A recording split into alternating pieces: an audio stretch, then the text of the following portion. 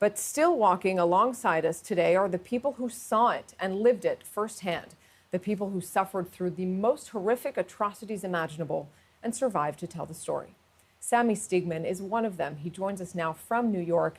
Sami, thanks so much for being with us. I know your memories could easily fill a book, but tell us a little bit, for those who aren't familiar with your story, of what you went through in the war. Thank you. First of all, I'm very honored to be here. I also want to say something that, for instance, the Holocaust, all the genocides, all the tragedies in the world can be summarized with one word: bullying.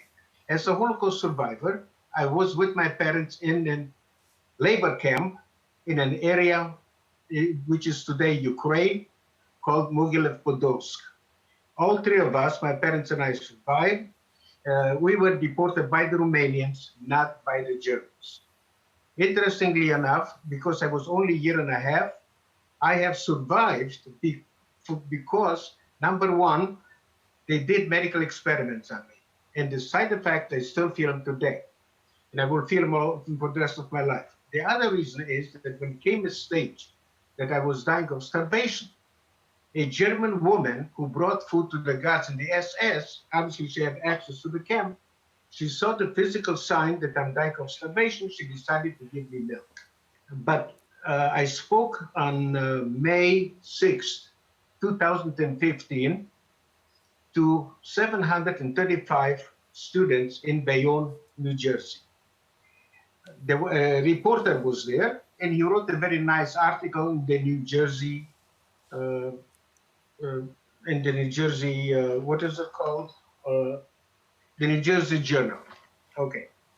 So that was, again, May 6th, 2015. 2 days later, May 8th, the neo-Nazis from New Jersey, okay, took that article word by word, but they changed the headline. And they put in the headline, the Jew Holocaust claims Nazi medical experiments he can't remember still cause him pain. What did that feel like to hear that, to see that headline? You want to see the headline? What did it feel like for you to see that headline? Oh, first of all, when I saw it, I really got upset. There's no question about it, you know. But I have decided to take a negative and to turn into something positive. So I'm going to explain it to you also, but what I do is I take that article and I teach the young people to realize that not everything that they hear, not everything that they see, not everything that they read is the gospel truth. They must do the research. Let me explain how I'm doing it. It took me about 2.5 months to realize that in that headline, they called me 3 times a liar. Number one, Holocaust. Okay, obviously it's made up of 2 words, Holocaust, hoax. Hoax, it never happens. If it never happened, if I'm talking about it, it means that I'm a liar. Right. The other thing they say that I can't remember what medical experiments they did on me. They're correct on it, but they don't say why, okay, I can't remember. And I cannot remember for 2 reasons. Number one, the doctors that they did medical experiments did not come to my parents and tell them, this is what we did to your son. My parents also did not know. They did not tell me anything about it. Okay, the only thing that they knew is that I was experimenting.